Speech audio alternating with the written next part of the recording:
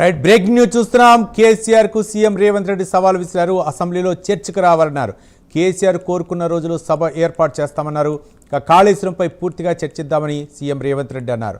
Kaleshwaram project అప్పగించేందుకు తాము రెడీగా ఉన్నామని, ఎందుకు ఇవాళ అసెంబ్లీకి వచ్చి చెప్పాలన్నారు సీఎం రేవంత్ రెడ్డి. చంద్రశేఖరరావు లెటర్ రాస్తే శాసనసభ పిలిచి చర్చ చేద్దాం, వాస్తవాలు అన్ని మాట్లాడదాం. మాట్లాడినాక ఒకవేళ అసెంబ్లీలో చంద్రశేఖరరావు గారికి ఎందుకు ఇవ్వాలి, చంద్రశేఖరరావు గారు కన్విన్స్ చేసిందంటే 100% చంద్రశేఖరరావు గారికి అప్పచెప్తాం. మొత్తం 3 అప్పచెప్తాం. రాబోయే 3 ఏళ్ళు అప్పచెప్తాం. ఏం చేస్తాడు శని? వారం రోజులు కాదు. కాళేశ్వరం ప్రాజెక్టు ఎల్ఎన్టీని లేకపోతే మిగతా వాళ్ళని కాంట్రాక్టర్లను తీసేసి హోల్సేల్గా మేజర్ కాంట్రాక్టర్ కింద ఈయనని ఇచ్చేసి ఈయన కింద వాళ్ళందరిని అపాయింట్ చేసి మొత్తం ఆయనకే అప్పచెప్తాం.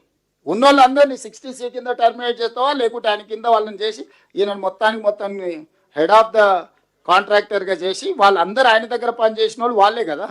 ఆయన కావాల్సిన వాళ్ళందరినీ పెట్టుకొని దాన్ని ఎట్లా రిస్టోర్ చేస్తాడో చేయమనుండ్రి.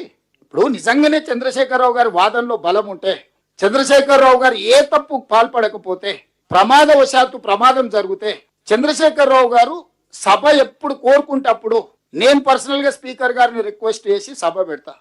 వారు కోరుకున్న రోజులు, వారు కోరుకున్న రోజు శాసనసభ సమావేశాలు ఏర్పాటు చేస్తాం, శాసన మండలి సమావేశాలు ఏర్పాటు చేస్తాం. చంద్రశేఖరరావు గారికి ప్రత్యేక అనుమతి ఇస్తాం మండలికి. వారు పోయి అక్కడ ఉండి మండలి ఉండే సభ్యులను కూడా, లేకపోతే జాయింట్ సెషన్ పెడతాం ఒకటేసారి. స్పీకర్ గారిని కౌన్సిల్ చైర్మన్ రిక్వెస్ట్ చేసి ఎమ్మెల్సీలు ఎమ్మెల్యేలను జాయింట్ సెషన్ పెట్టి ఈ ప్రాజెక్టు మీద కూలంకషంగా చర్చ